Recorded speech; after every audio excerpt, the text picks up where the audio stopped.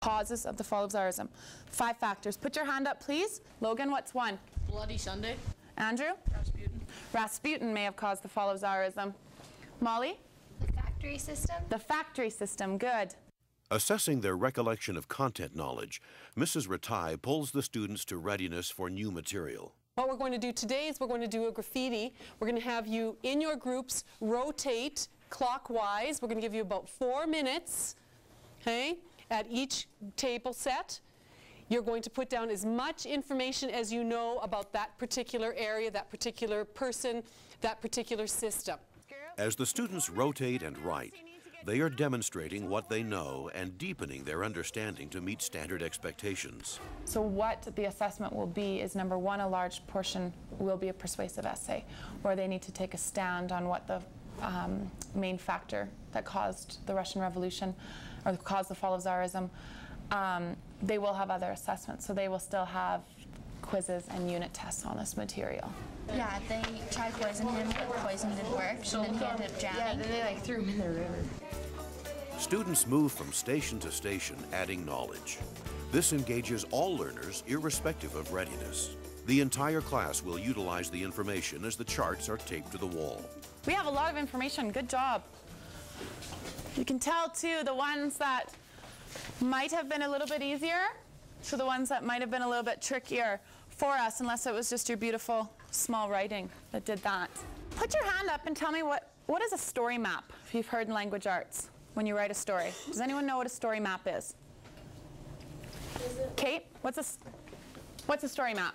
Isn't it like a story web where you have what the title is, major events, place, and setting, all that? Excellent. We're going to make a story map, but we're going to make it based on historical events.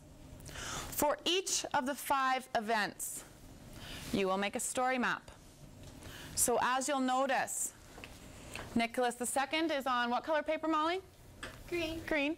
So a green piece of paper will be a historical map that you're going to write based on Nicholas II. You're going to each complete 5 of these, 1 for each event or person. It's going to be able to take our events and make it into a story map.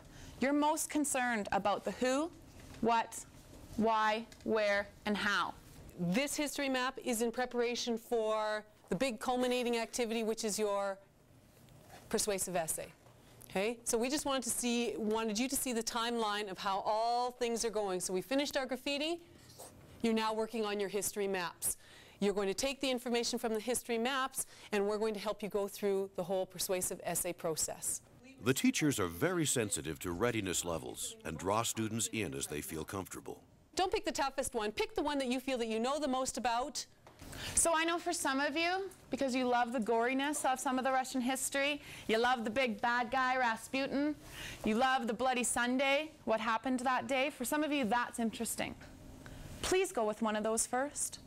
Because don't pick. If this one's your hardest, or if Nicholas is your hardest, don't pick that until you're comfortable. If you're ready for a challenge, start by challenging yourself. The students are encouraged to help each other as they complete their history maps. The maps will take 2 or 3 days to complete. Through careful observation, the teachers as a team will make sure each student progresses along the way. So a lot of it will be observation, anecdotal conversation that we have with the kids and with each other, and getting a sense of really how much they know and how much they're having to get from the group. That, it's obvious that perhaps their skill level isn't quite as advanced as we would like it to be, but they have the coping mechanisms to participate in the class and participate in the activities because of the supports that they have around them.